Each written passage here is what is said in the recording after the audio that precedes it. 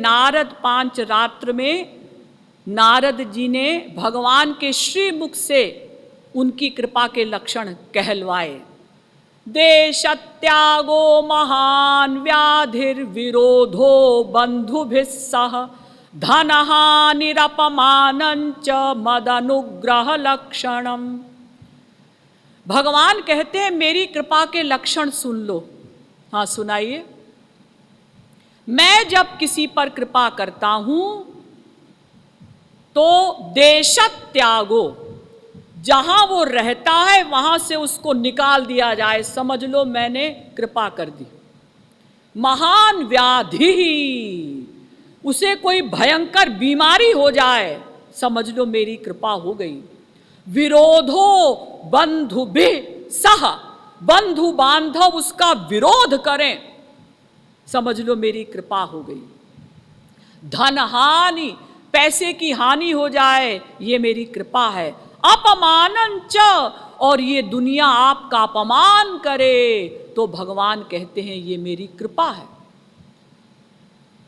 इसीलिए बड़े बड़े संतों ने कहा कि सुख के माथे सिल पर, सुख के माथे सिल पर नाम ही ते जाए, और बलिहारी वा दुख की जो पल पल नाम रटाए।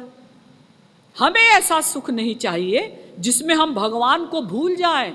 हमें तो वो दुख ही अच्छा लगता है कि जिसमें कम से कम भगवान की याद तो बनी रहती है। आपको पता है, एक बार नरसिंह मेहता के घर में चोरी हो गई। उनके यहाँ था ही क्या, थाली कटोरी गिलास, बस थोड़े से बर्तन थे, दो चार कपड़े थे, वो भी किसी ने चुरा लिए। तो नरसिंह मेहता खुशी में नाच रहे हैं, भलुम थयुम भांगी जंजाल सुखे भजींशु श्री गोपाल। अच्छा हुआ चोरी हो गई, नहीं तो मुझे थोड़ी बहुत टेंशन रहती, ये सामान है ये सामान है। अब मैं निश्चिंत होकर गोपाल का स्मरण तो कर सकूंगा। इसका मतलब ये नहीं कि आप लोग आज अपने सब खिड़की दरवाजे खोल दें कि चलो चोर आ जाए चोरी करने के लिए तो ये भगवान की कृपा है, ये मतलब नहीं। मतलब ये है कि संसार का अधिक मिलना कोई ईश्वर की कृपा नहीं।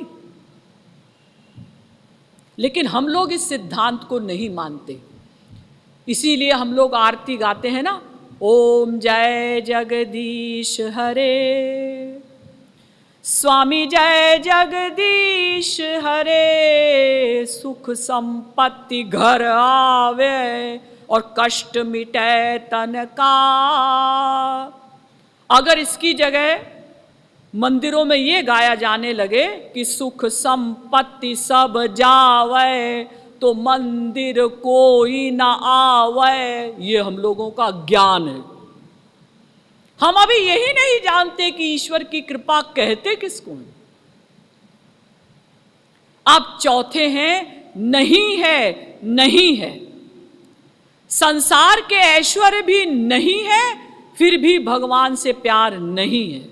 और कहते क्या है, अजी हमने इतना पूजा पाठ किया फिर भी भगवान ने हमको दुख दिए, इसलिए हम उनका भजन नहीं करेंगे।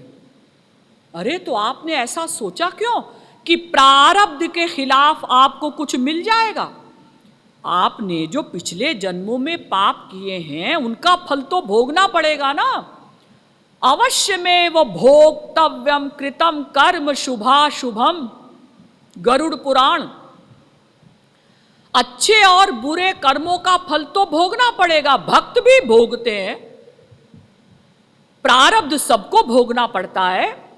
लेकिन कुछ लोग ऐसे होते हैं कि थोड़ी बहुत पूजा करते हैं इस आशा में कि हमारा संसार ठीक ठीक चलता रहे, और अगर कुछ हानि हो गई तो भगवान की मूर्ति फेंक देते हैं, चित्र को फेंक देते हैं। अजी हम नहीं मानते भगवान को, हमको भगवान ने दुख दिए।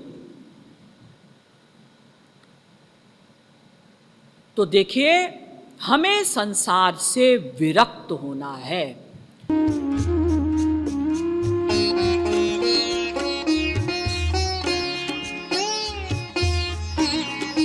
को